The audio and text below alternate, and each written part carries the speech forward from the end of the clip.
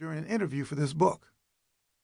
After I told Johnson the title of my book, he said, "I'm not sure making $12 million a year playing 82 basketball games is called a plantation. If it is, I know a whole lot of folks who want to be on that plantation."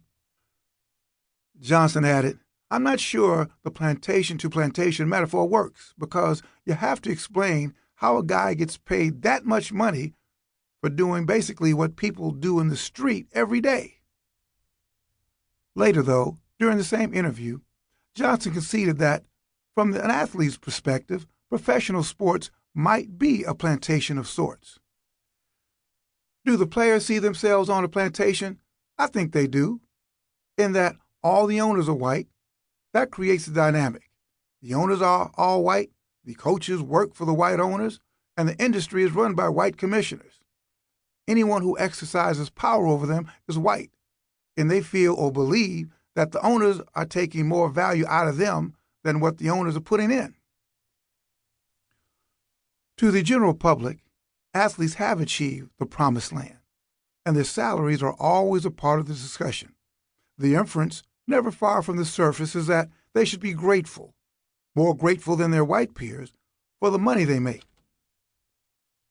David Falk, the sports attorney who helped make Michael Jordan into a global icon, recalled a negotiation session with the Knicks in 1991. After Falk and the player, Patrick Ewing, made an offer, the general manager looked at Ewing and asked, "How much money is enough?" Falk said he knew that Ewing was offended, and so was he. I knew that in Ewing's mind, that wasn't an economic statement. It wasn't a negotiation statement. It was a racist statement saying, "You're a young black man. How much is enough?"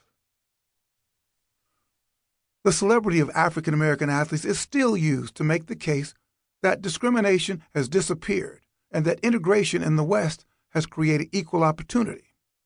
For many, African American athletes embody the freedom and expanded opportunities that are there for everybody, provided they work hard.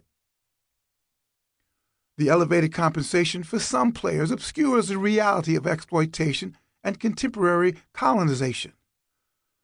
Black players have become a significant presence in major team sports, but the sports establishment has tenaciously resisted that presence percolating in equal numbers throughout the industry in positions of authority and control. In 1988, the late Jimmy the Greek Snyder created a firestorm when he said African American athletes were physically superior because they had been bred for that role. Black athletes, he said, can jump higher, run faster because of their bigger thighs. I'm telling you, the black athlete is the better athlete, and he practices to be the better athlete, and he's bred to be the better athlete because it goes all the way back to the Civil War when, during the slave trading, the slave owner, would breed this big woman so that he would have a big black kid. You see? Snyder's comments created a knee-jerk reaction and dredged up silly arguments about the merits, or lack thereof, of black athletes' so-called physical superiority. Those debates for me are like play-action passes designed to suck you into the line, pump fakes designed to entice you to leave your feet. The more interesting part of Snyder's comments reflects a more substantial concern. He said that the only place white people dominate sports is in coaching, and if black folks take coaching, as I think everybody wants them to, there's not going to be anything left for the white people.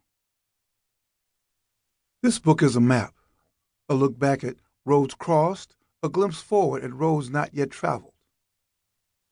It's difficult for professional athletes to focus on anything historical beyond yesterday's game. They're so focused on the here and now, the next game, the next season, the next contract, that many have no sense of what came before and none at all at what is coming around the bend. History suggests that African American athletes should be ever on the lookout.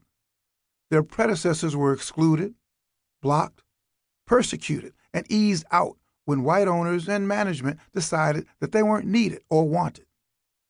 Today's generation of pro athletes may be wealthy, but they are simultaneously cheered and resented. That kind of